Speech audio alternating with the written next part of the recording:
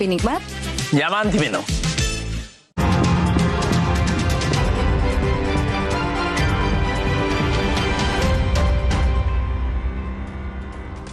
Saudara, Propam Polda Metro Jaya melakukan patsus atau penempatan khusus terhadap 4 perwira polisi buntut dugaan pemerasan tersangka yang menyeret mantan Kasat Reskrim Polres Metro Jakarta Selatan AKBP Bintoro.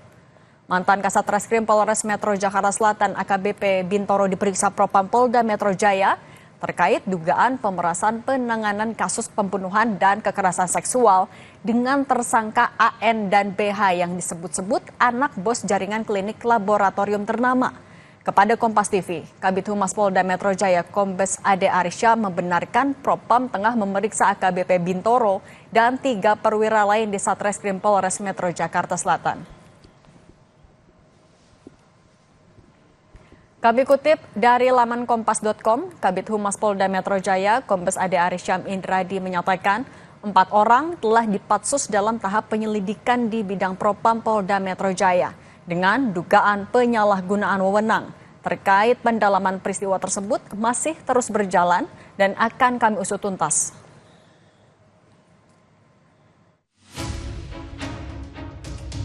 Mantan Kasat Reskrim Polres Jakarta Selatan AKBP Bintoro membantah memeras 1 dari tersangka kasus pembunuhan berinisial AN yang merupakan bos jaringan klinik laboratorium ternama sebesar 20 miliar rupiah.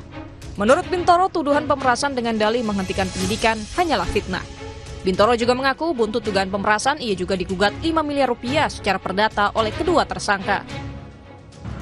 Karena kami tidak menghentikan perkara yang dilaporkan, selanjutnya pihak SK atas nama AN tidak terima dan memviralkan berita bohong tentang saya melakukan pemerasan terhadap yang bersangkutan.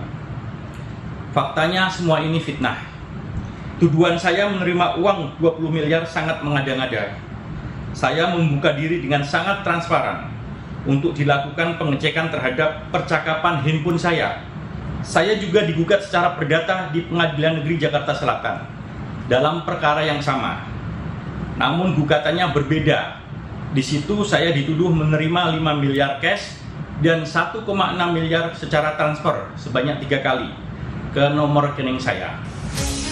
Ketua Indonesia Police Watch IPW Sugeng Teguh Santoso menyebut dugaan pemerasan oleh AKBP Bintoro terlihat dari gugatan kedua tersangka di Pengadilan Negeri Jakarta Selatan yang menuntut pengembalian 5 miliar rupiah yang dijanjikan untuk menghentikan penyidikan. Dari gugatan ini terlihat bahwa ada satu peristiwa di mana penggugat menuntut pengembalian uang.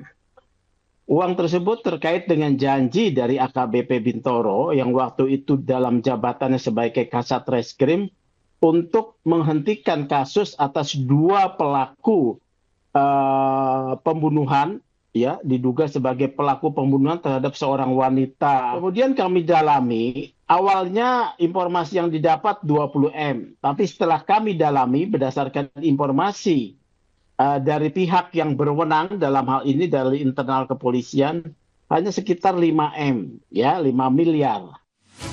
April 2024 lalu, seorang remaja tewas diduga akibat dicekoki narkoba hingga overdosis dan menjadi korban kekerasan seksual saat bersama para tersangka di sebuah hotel di kawasan Senopati, Jakarta Selatan. Tim Liputan, Kompas TV. Berawal dari kasus pembunuhan dan kekerasan seksual di sebuah hotel di kawasan Senopati, Jakarta Selatan tahun 2024. Terungkap belakangan mantan Kasat Reskrim Polres Metro Jakarta Selatan AKBP Bintoro dan sejumlah anak buahnya diduga terlibat pemerasan terhadap tersangka yang ditangani. Bagaimana sebaiknya Polri mengusut dugaan penyalahgunaan wewenang oleh anggotanya saat menangani kasus? Sudah ada staf ahli Kapolri Arianto Sutadi dan pengamat kepolisian dari ISES Bambang Rukminto. Selamat petang Bapak-Bapak.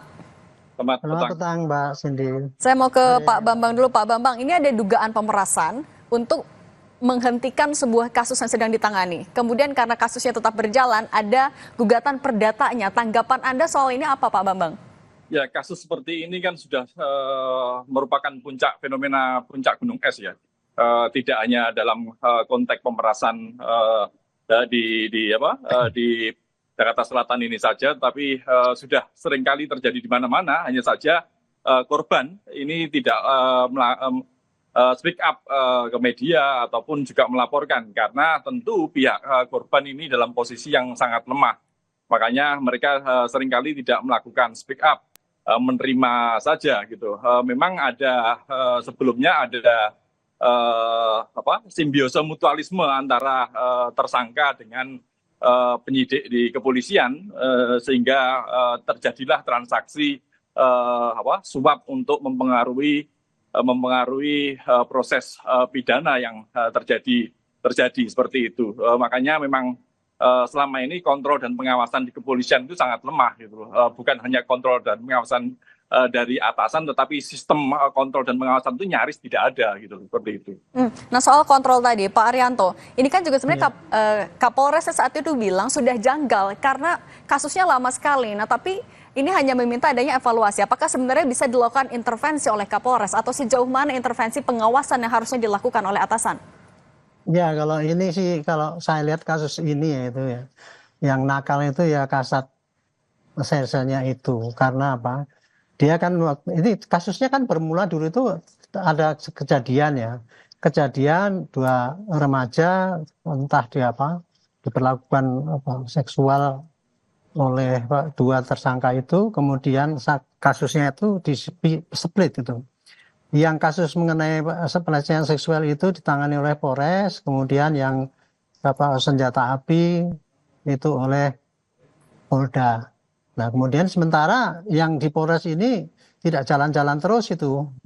Sudah berapa? Mulai April kan ya. Mulai April kalau nggak berjalan terus. Nah, ternyata setelah itu kasatnya dipindah, barulah ketahuan dan kemudian kasus itu diteruskan itu. Nah, kasus ini menjadi mencuat ketika kemarin itu pelaku itu merasa dirugikan karena merasa diperas gitu ya, sehingga melapor gugatan perdata. Ya, dia menggugat perdata untuk dikembalikan kerugiannya itu. Nah, barulah di situ terkuak itu, ternyata ini sih yang dulu yang dulu kasusnya ditunda-tunda itu, kemudian ternyata oleh Pak Kapolresnya diambil alih, yang bersangkutan dipindah ke Polda dan kemudian kasusnya itu diteruskan dan dikirimkan ke kejaksaan. Ternyata di belakangnya ada buntut kayak gitu, pemerasan judulnya kan gitu kan. Akhirnya kemudian Propam cepat ambil tindakan, 4 orang ini dimasukkan dalam patsus ya, diperiksa untuk pelanggaran etiknya gitu ya. Dan dari keterangan-keterangan selama pemeriksaan etik ini, saya dapat keterangan dari Polda bahwa itu ternyata kasusnya itu lebih tepat dikatakan ini sebagai suatu kasus penyuapan gitu. Karena kalau pemerasan itu berarti satu pihak, misalkan gini, pelaku penyidiknya mengatakan kamu bayar saya segini, kalau enggak akan saya kirim berkas. Tapi yang terjadi itu adalah ada peran daripada pengacara ini. Tapi pengacara bukan yang gugat ini ya, pengacara yang dulu. Jadi pengacaranya itu ngomong sama yang bersangkutan, pelaku waktu itu, kemudian mau diurus bahwa itu kasusnya tidak akan dikirim. Dan si Bintoro itu menjanjikan tidak akan mengirim. Sehingga kasusnya bukannya dihentikan, tapi hanya tidak dikirim-kirim. Nah, setelah dia dipindahkan, barulah berkas itu dikirim. Jadi memang kalau hemat saya ya, seorang kasat reserse itu tidak akan mungkin dia menghentikan kasus itu. Karena kalau menghentikan kasus itu kan mesti pakai gelar. Nah, sementara dia waktu itu kan hanya katanya ya menjanjikan gitu. Nah, ternyata itu pun nggak ditepati janjinya kan.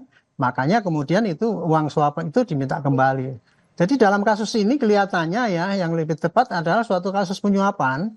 Oleh karena itu pasti nanti penyelidikan akan dilanjutkan kepada siapa yang menyuap, siapa yang menyuruh, siapa yang menerima. Dan sejauh ini yang sudah jelas adalah kekeliruan daripada si Kasat Serse dan teman-temannya itu, satu grupnya itu adalah itu menerima suap itu. Yang tadinya kan diberita pertama kali 20 miliar. Ternyata dari terakhir saya tadi pagi beritanya dengar bahwa itu 17. Jadi pengacara itu sudah mintanya kan berturut-turut kepada yang bersangkutan itu. Oke, artinya lebih tepat disebut sebagai kasus suap ya Pak Arianto. Ya, kasus suap, sedangkan yang sampai kepada polisi kurang daripada 1 miliar. Nah, kayak gitu. Makanya ini harus didalami, ini kasus suap ini harus didalami dan kemudian siapa yang terlibat itu harus diperiksa semuanya gitu. Kurang lebih gitu ya. Oke, ini juga Pak Arianto, ini juga kita akan tampilkan dulu, ini ada surat gugatan perdata yang melibatkan 3 polisi dan juga 2 sipil. Dengan penggugat ada Arief Nugroho dan Bayu Hartoyo, ini adalah pihak yang sudah ditetapkan oleh tersangka pada tahun lalu. Saya mau lanjutkan ke Pak Bambang. Pak Bambang, kalau dari AKBP Bintoro juga kan sebenarnya sudah membantah, dia bilang cek saja HP-nya, cek saja nomor rekeningnya. Tapi kalau untuk memastikan ada atau tidaknya dugaan penyuapan, kalau yang tadi disebutkan oleh Pak Arianto, apalagi upaya yang bisa dilakukan, lewat mana lagi untuk memastikan itu? Ya, pihak yang memberikan uang ini korban dalam hal ini, ya kalau ini dikatakan ini adalah pemerasan, tentu pihak tersebut adalah korban. Ini bisa melaporkan ke kepolisian juga. Cuma memang menjadi problem ketika pihak kepolisian dalam konteks ini tentu adalah yang disudutkan gitu loh. Apakah bisa kepolisian ini bisa objektif dalam menangani kasus ini atau tidak? Makanya harus ada pihak eksternal. Dalam hal ini bisa saja Kompolnas masuk di sini. Karena kasus seperti ini sangat banyak sekali yang mencuat, yang berani speak up hanya beberapa orang. Seperti di kasus DWP misalnya, yang berani speak up adalah warga negara asing seperti itu. Dan memang di kepolisian memang harus ada pembenahan terkait sistem kontrol. Karena kalau tidak ada perbaikan dalam sistem kontrol, ini akan terulang-terulang lagi gitu. Di dalam proses hukum sebenarnya ada sistem informasi proses penyelidikan yang sebenarnya juga harus dibangun di kepolisian, sehingga masyarakat itu bisa melihat sejauh mana proses hukum itu dilakukan oleh kepolisian. Karena kalau tidak, ya yang muncul seperti saat ini, masyarakat tidak bisa mengontrol, akhirnya muncullah transaksi-transaksi haram seperti ini. Ada yang menyuap, ada yang memeras seperti itu. Siapa yang memeras atau siapa yang menyuap ini sama-sama tentu adalah tindak pidana seperti itu. Dan kita tentu tidak bisa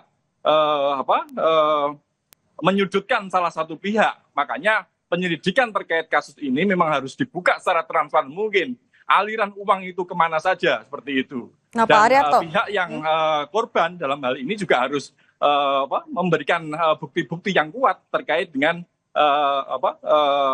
laporan yang diberikannya seperti itu. Oke, nah Pak Arianto, bagaimana Anda bisa memastikan nantinya Polda Metro Jaya bisa menangani kasus ini secara transparan kemudian juga objektif? Saya bisa memastikan karena saya sudah telepon Bapak Kapolda. Saya tanyakan apa langkah selanjutnya. Prinsipnya Bapak Kapolda akan membersihkan anggota-anggotanya yang nakal itu dan akan kita tindak sesuai dengan prosedur yang berlaku. Kasus ini yang terjadi adalah bukan sebagai dikatakan, beliau mengatakan ya, itu tidak tepat kalau dikatakan itu pemerasan, karena yang aktif itu adalah dari berdasarkan ini ya, pemeriksaan di kode etik kemarin ya, dia mengatakan justru dari lihat prosesnya itu, pengiriman uang dan sebagainya itu sangat aktif adalah pengacara yang dulu itu. Nah, tapi juga ada juga dari pihak dari Polres yang aktif, yang katanya tadi oleh pengacara yang baru itu Pak Salah, bahwa dia itu menagih uang itu untuk supaya seperti janjinya dulu berapa 500 juta atau berapa gitu. Jadi intinya gini ya.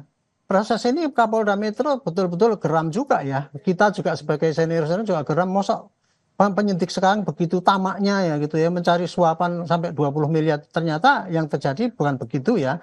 Tapi memang iya terjadi penyuapan. Penyuapannya itu jumlahnya berapa? Itu sampai sekarang masih akan didalami ya. Kemudian tapi tadi sudah diberitakan dari pihak pengacara yang baru itu sudah mengatakan bahwa semua uang yang diminta oleh pengacara itu sudah 17 miliar gitu ya, termasuk Lamborghini dan kendaraan itu digadekan kan itu. Nah, termasuk yang menerima gade itulah juga digugat itu. Nah, jadi sekarang arahnya menurut hemat saya ini pasti penyidikan akan dilanjutkan kepada, kalau kode etik sih itu hanya karena ini ya, penyalahgunaan wewenang ya. Itu nanti pada hukuman administrasi sekarang di Patsus pasti nanti akan demosi, entah dia di PTD atau tidak, tapi pasti yang akan dikejar sekarang adalah kasus penyuapannya ini. Oke. Untuk membersihkan polisi supaya bersih gitulah, jangan sampai ini baik. Kayak gitu. Baik, saya mau nanya ke Pak Bambang. Pak Bambang, kalau misalnya Pak Arianto bisa memastikan akan dilakukan secara objektif, jerat pidana yang pas apabila memang terbukti, kemudian juga sanksi etik yang tepat untuk dijatuhkan kepada polisi yang diduga melakukan pemerasan ini apa? Singkat saja, Pak. Pemerasan ini adalah delik pidana itu. Entah dia memeras, entah menyuap, disuap, ini juga masuk delik korupsi. Maka proses pidana itu harus dilakukan sanksi bagi mereka yang melakukan tindak pidana tentu adalah pemecatan, yakni PTDH seperti itu. Oke, baik. Pak Bambang Rukminto, pengamat kepolisian dari ISES, dan Pak Arianto Sutadi, staf ahli Kapolri, terima kasih sudah berbagi di Kompas Petang. Sehat selalu semuanya. Masih, selamat sore. Terima kasih. Selamat sore, Bambang. Saudara, hujan deras membuat pembongkaran pagar laut Tangerang hari ini ditunda.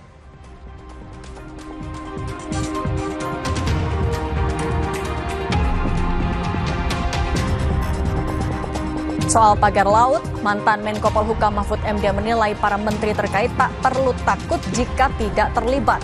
Perbincangan kami dengan Mahfud MD akan hadir usai jeda.